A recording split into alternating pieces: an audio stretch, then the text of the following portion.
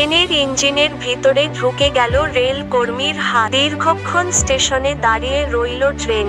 ট্রেনের ইঞ্জিনের ভিতরে ঢুকে আটকে গেল একজন রেল কর্মীর হাত। তার জেরেই বিপত্তি, দীর্ঘক্ষণ স্টেশনে দাঁড়িয়ে রইল ট্রেন। এই ঘটনাটি ঘটেছে বর্ধমান হাওড়া মেন লাইন শাখা, পূর্ব বর্ধমান জেলার মেমারি স্টেশনের ৩ নম্বর প্ল্যাটফর্ম। সকাল ৭:২৬ বর্ধমান হাওড়া ডাউন ৩৭,৮২৪ লোকাল। জানা গেছে সেখানে ট্রেনের একজন মেকানিক্যাল কর্মী ছিল। ট্রেনের ইঞ্জিনের রুমে সেখানে ইঞ্জিনের ভিতরে কোন কিছু একটা পড়ে সেটাকে তুলতে গিয়েই বিপদ, আটকে যায় ওই রেল কর্মীর হাত। প্রায় ১ ঘন্টা ধরে আটকে থাকে তার হাত।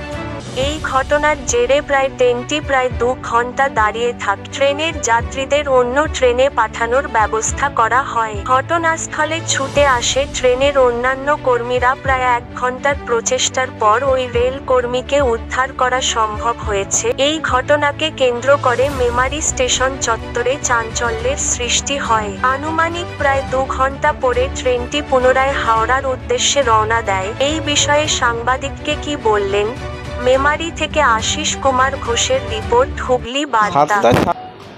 কি হয়েছিল? 7:26 গাড়ি ঢুকলো, ঢোকার পর ডাউন দাঁড়ানোর পর উনি মেকানিক ছিলেন, গাড়ির লোকই কোথায় ছিল? ইঞ্জিনের মধ্যেই ছিলেন। দিয়ে নেমে উনি কোনো প্রবলেম হচ্ছিল, দিয়ে দেখতে গিয়ে হাতটা ঢুকে গেল ইঞ্জিনের কোনো মেশিনে ঢুকে গেল। দিয়ে তারপর উনি অনেক টানাটানি করতে গিয়ে উল্টে পড়ে গেলেন। পড়ে গিয়ে অর্ধেক বডির নিচে ঝুলছে, অর্ধেক ওর মধ্যে রয়েছে। হাত ঢুকেই আছে। দিয়ে প্রায় ১ ঘন্টা পর অনেক কাণ্ড করে গাড়িটাকে বের করা হয়েছে। ওনার বডি হাতটাকে বের করা হলো। কোন স্টেশনের ঘটনা? মেমারি স্টেশন। তারপরে কতক্ষণ পর গাড়িটা ছাড়লো?